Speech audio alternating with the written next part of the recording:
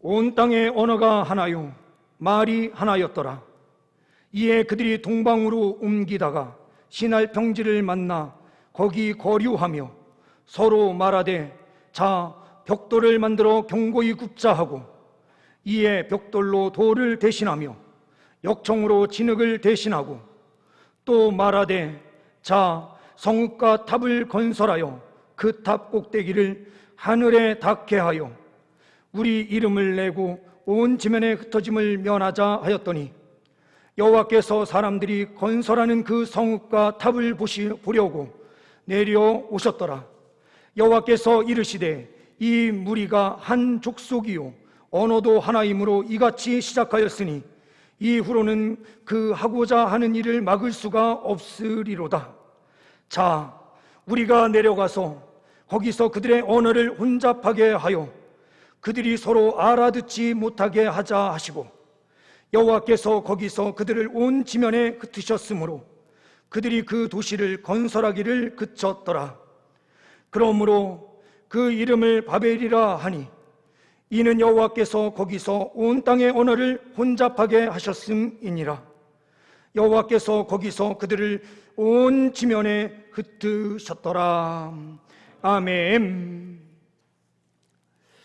이 시간 우리 옆에 있는 분들과 먼저 인사하는 시간을 갖도록 하겠습니다. 사랑합니다. 예, 한 번 더 인사하시겠습니다. 믿음으로 승리하세요.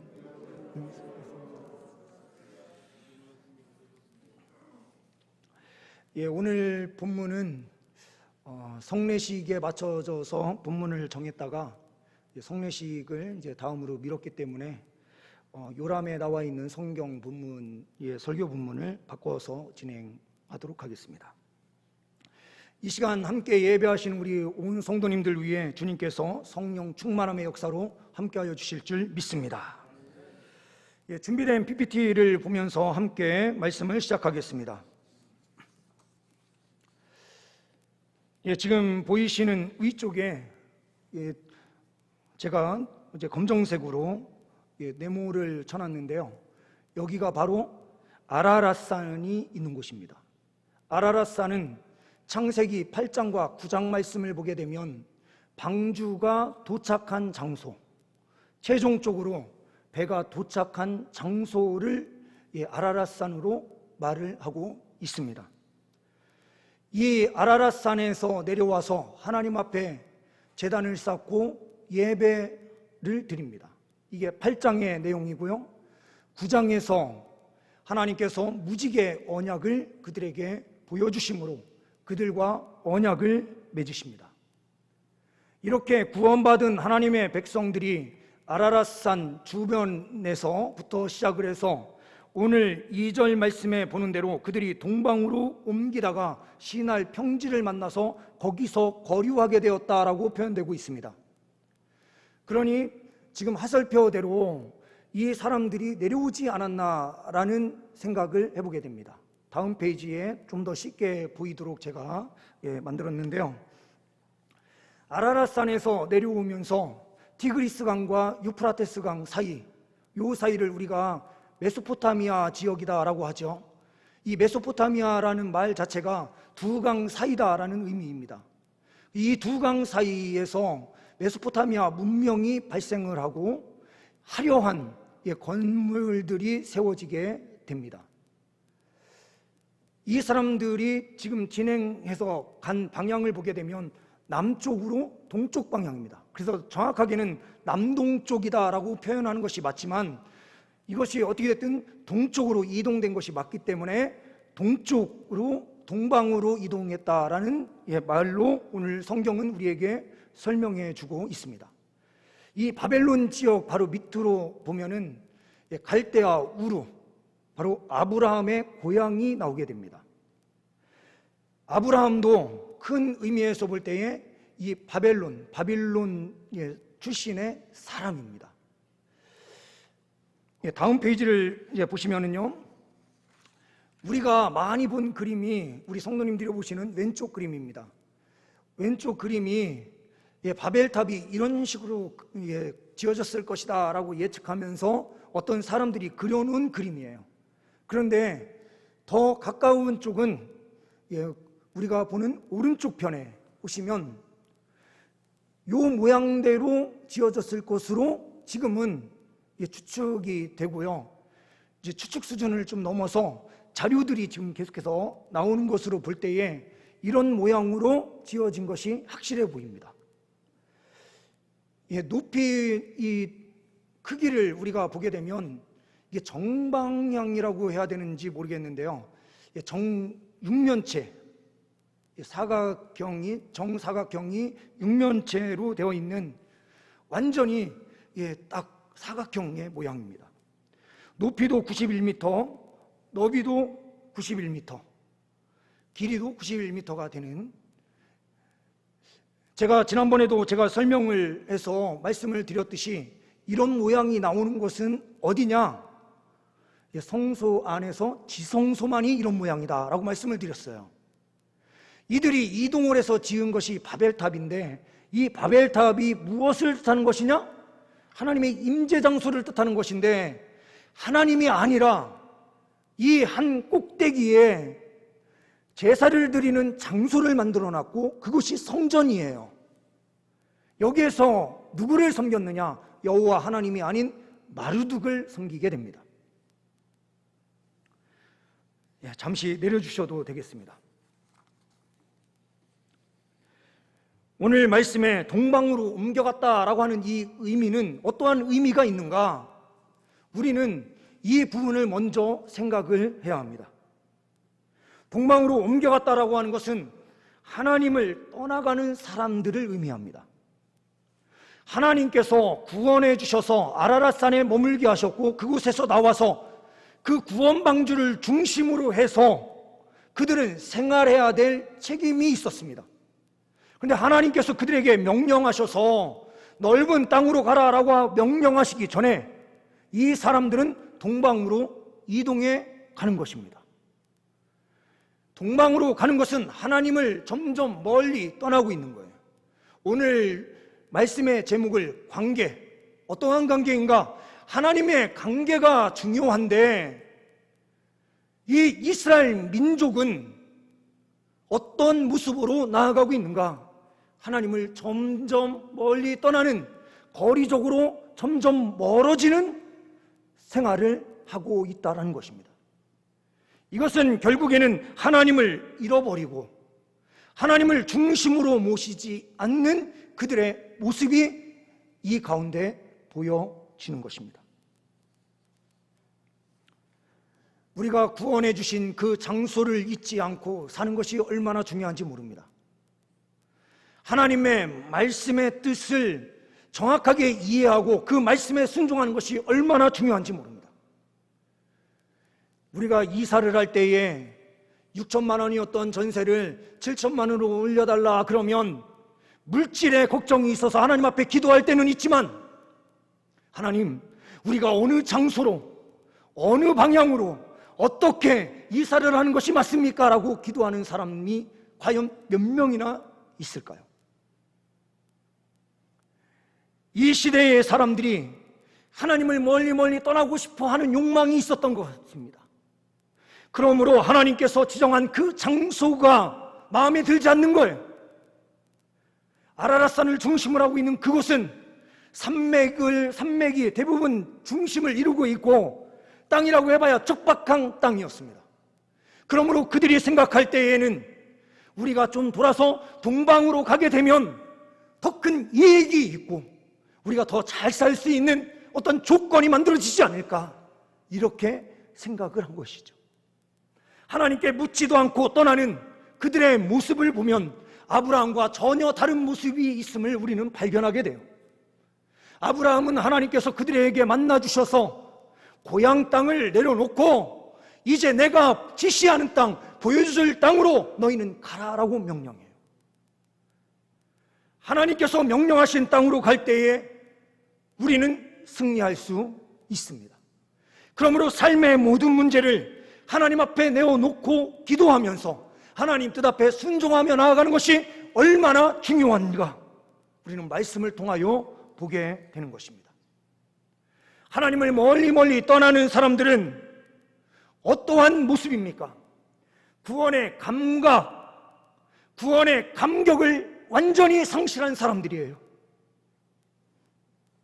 이 사람들은 하나님을 떠나자마자 하는 그 행동이 무엇인가? 바로 탑을 세우기 시작하는 것입니다.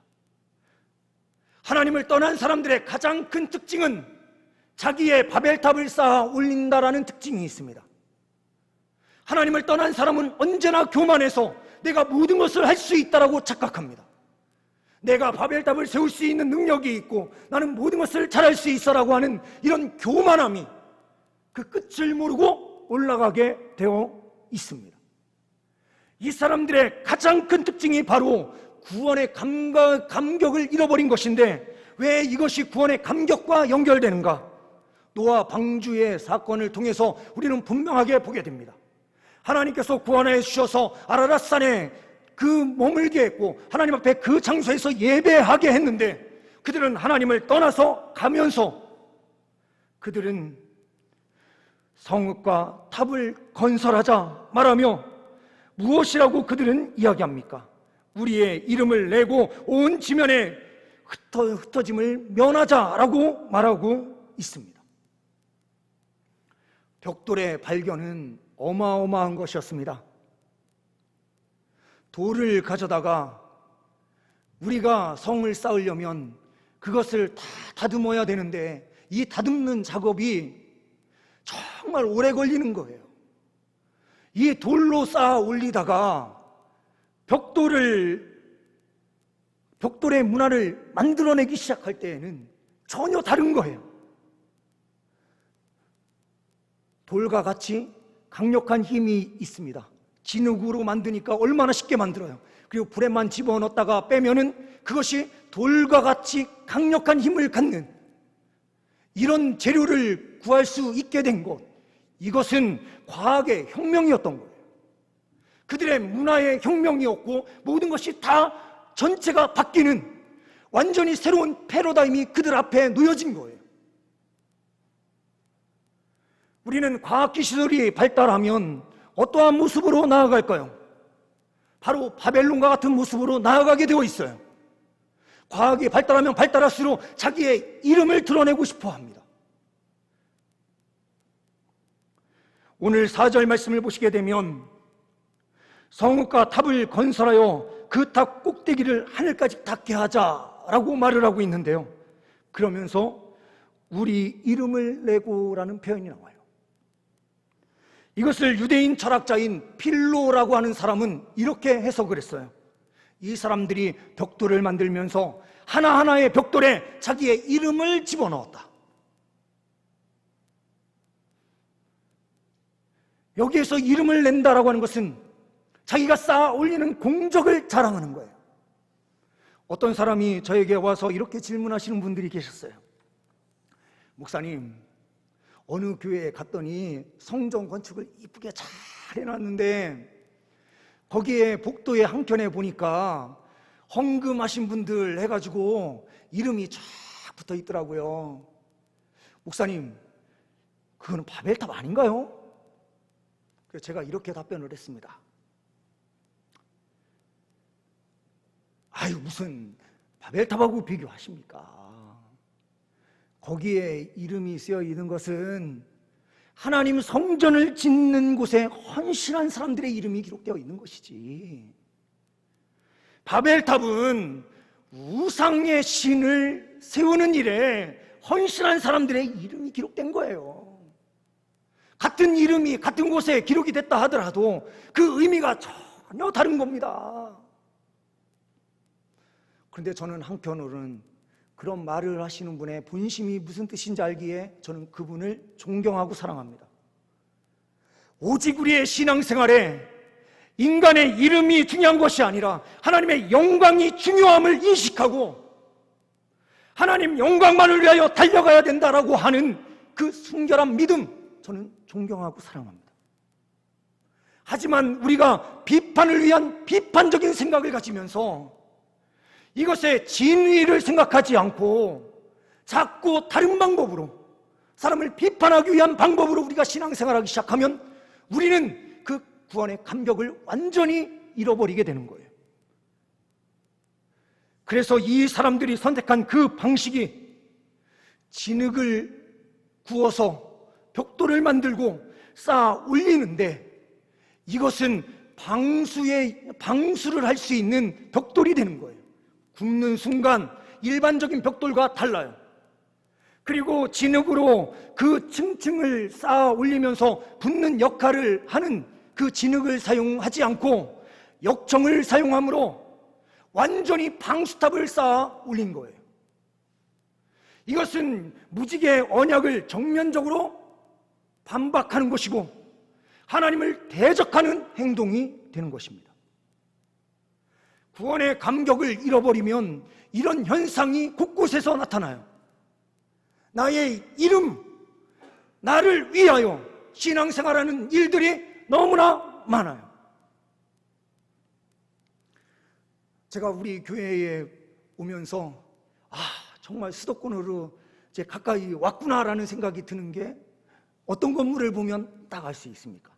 멀리 떨어져 있어도 저쪽에서 보이는 높은 롯데타워가 딱 보이는 순간, 야, 저 지방에서는 말로만 듣던 저 탑이 세워져 있네 하는 거거든요. 지방은 굉장히 좋습니다. 굉장히 좋은데, 이 서울권의 어떤 문화를 접하려면은 멀리에서 올라와야 되는 이 불편함이 있거든요. 다른 부분은 다 좋다가 가끔 가다가 서울에 있는 거, 특별히 서울에만 있는 거를 뭔가 해보려고 할 때 올라오려면은 새벽부터 일어나서 와야 돼요. 그래서 제가 딸하고 같이 놀러 에버랜드를 올 때에도 새벽에 일어나서 출발해서 와서 저녁 늦게까지, 한번 오면은 모든 걸 다 즐기고 가야 되니까 끝나는 시간까지 계속 불꽃놀이까지 다 보고 한 다음에 내려가거든요. 이런 불편함이 있는 것 빼고는 지방도 굉장히 좋아요.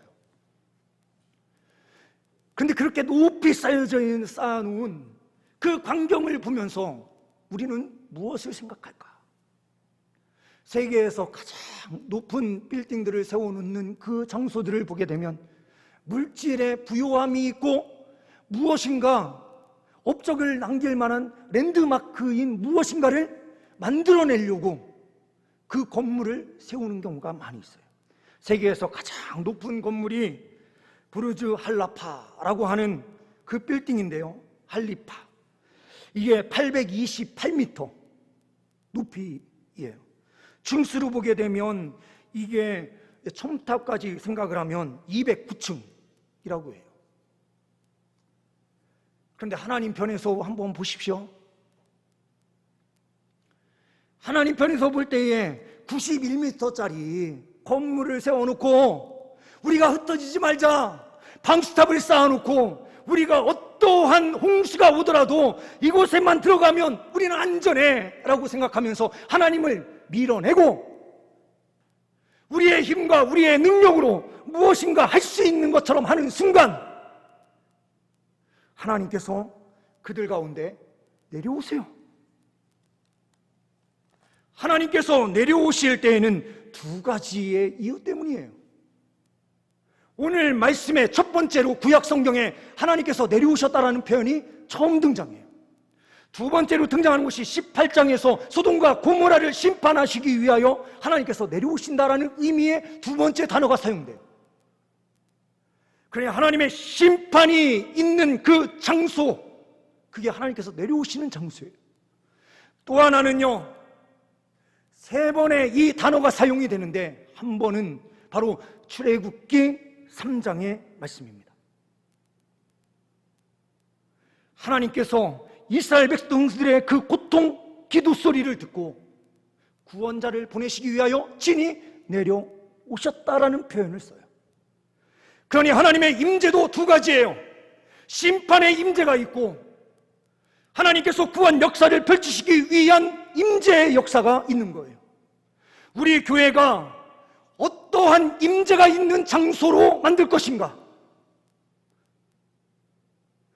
하나님의 심판이 있는 장소인 것인가? 아니면 하나님의 영광을 드높이는 하나님의 구원의 역사가 있는 보호하심이 있는 임재의 장소를 만들 것인가? 이것이 바로 우리의 선택 앞에 놓여져 있는 것입니다. 하나님과의 관계는 점점 멀어지고 우리만 높아지면서 우리가 주님 나라를 위하여, 구원을 위하여 우리가 답을 쌓지 않았습니까? 우리가 하나님 나라를 위하여 무엇인가 일하지 않았습니까? 라고 말하며 하나님 앞에 우리의 공로를 이야기하는 순간 하나님께서는 우리에게 말씀하세요. 언어를 흩어버려야 되겠다. 한국교회의 성도들이요, 많이 이민을 갖고 이민교회들이 수없이 많이 생겨났는데 교회마다 분열이 얼마나 많이 일어나는지, 교회가 흩어지고 얼마나 많이 흩어졌는지 몰라요. 그 이유는 무엇입니까? 소통의 방식을 잃어버렸기 때문입니다. 구원 역사인 하나님의 그 은혜를 잃어버리는 순간 우리의 교만함이 저 하늘 끝을 닿을 뿐만 아니라 자기 중심적 사고를 하고 있기에 소통이 안 이루어져요. 요즘은 설교하기가 굉장히 어려워졌어요. 조그마한 어떠한 성경적 이야기를 하더라도 저거는 보수의 이야기인데, 저거는 진보의 이야기인데, 이렇게 보는 관점들이 교회 안을 완전히 장악해버렸어요. 하나님의 뜻은 없어요. 내가 생각하는 정치가 더 중요해요.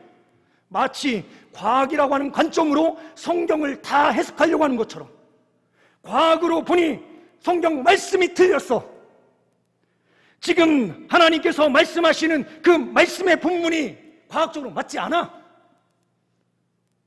이성적으로도 도저히 생각할 수 없는 거야 라고 하면서 과학을 성경보다 더 높은 권위에 올려놓고 성경을 그 밑으로 내려놓으면서 과학으로 성경을 해석하려고 하는 어리석음의 문제가 한국교회를 완전히 휩쓸고 있는 것처럼, 정치의 문제도 교회 안에서 하나님의 말씀대로 살고 실천하는 것을 이야기함에도 불구하고 그것은 보수니 진보니라고 생각하면서 우리의 관점이 전혀 다른 방식으로 나아가고 있는 것, 이것은 소통의 단절이요, 하나님의 뜻을 거부하는 행동이 우리 안에 얼마나 가득한지를 보여주는 단편적인 모습이에요.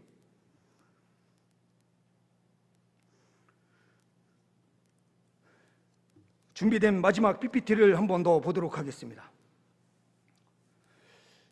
예, 제가 넷플릭스에서 봤던 영화입니다. 목사님은 참 영화를 그냥 너무 많이 보는 것 같아, 이렇게 생각하시는 분들, 저 그렇게 많이 안 보는데요, 저 문화를 알려고 보는 거예요. 승리호, 이걸 보니까요, 과학기술이 발전을 하면 어떤 일이 벌어질 것인가에 대하여 어느 정도 보여주는 부분들이 있어요. 과학기술이 발달하면서 우주 쓰레기들이 엄청 많이 생기는데 어떤 사람이 이 우주 쓰레기를 다 지구로 내보내서 지구를 완전히 황폐하게 만들고 저 화성에 전혀 다른 유토피아를 만들면서 자기의 어떤 이상을 추구해요. 이것에 반대하는 사람들이 또 반대급부로 생겨나면서 반대적인 그 사람들이 이제 행동을 개시하게 되는데요, 그 안에 놀라운 것은 하나가 어린 아이가 주인공으로 나옵니다. 이 어린아이는 나노봇을 투여받고 이 사람이 인간과 로봇의 어떤 부분을 조화시켜서 결합이 돼요. 그러면서 인간인 게 분명한데 나노봇을 머릿속으로 생각할 때에 다 통제를 하는 사람이에요.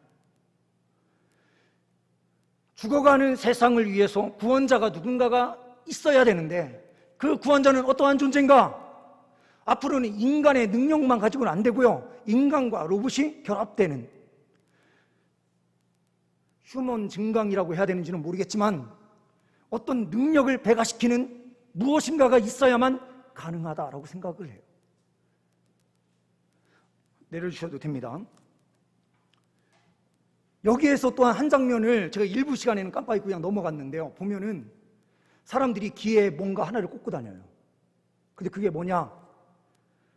전 세계의 많은 사람들을 다 만나는데 통역관이 따로 필요 없어요. 여기 뒤에 이어폰처럼 끼고 있는 게 알아서 다 번역을 해가지고 그대로 통역관처럼 뒤에 이야기를 해주는 기계 장치가 여기에 딱 있는 거예요. 사람들이 꿈꾸는 것은 이 흐트러진 언어를 어떻게 하나로 만들 것인가의 문제이고, 구원자가 절대적으로 필요하다는 것을 인정해요. 그런데 그 안에는 하나님이 없어요. 인간이 최고의 능력을 가지고 있는 것처럼 설명해요. 우리가 교회 안에서도 마찬가지입니다. 하나님 나라를 위해서 우리는 하나님을 거부하고 있는지, 아니면 하나님 말씀 앞에 순종하는 자리에 우리가 서 있는지, 하나님께서 임재하셔서 우리에게 말씀하시는 그 말씀 앞에 우리가 전적으로 순종하며 나아가고 있는지, 우리는 하나님과의 관계 속에서 거리는 점점 멀어지고 우리의 높임만 쌓아가고 있는 신앙생활은 아닌지, 우리의 무엇인가를 자랑하기 위한 삶으로 혹시라도 우리가 나아가고 있는 것은 아닌지, 우리는 우리의 삶을 점검해야 합니다. 하나님 앞에 예배하는 이 자리에서도 하나님의 이름만이 영광을 받으시고 하나님만이 전부다라고 하는 고백이 우리의 믿음의 고백이 될 수 있기를 소망합니다. 구원의 그 감격을 잃어버리지 않고 우리만의 바벨탑을 쌓는 일이 없도록, 그리고 하나님의 백성들은 성령 충만함을 입으면 이 깨어졌던 소통을 하나로 만들 수 있는 능력을 가진 사람들이에요. 오순절 다락방 사건이 바로 그것을 보여주잖아요. 소통이 안 되는 지역에 그리스도인들이 있으면 소통이 돼야 돼요.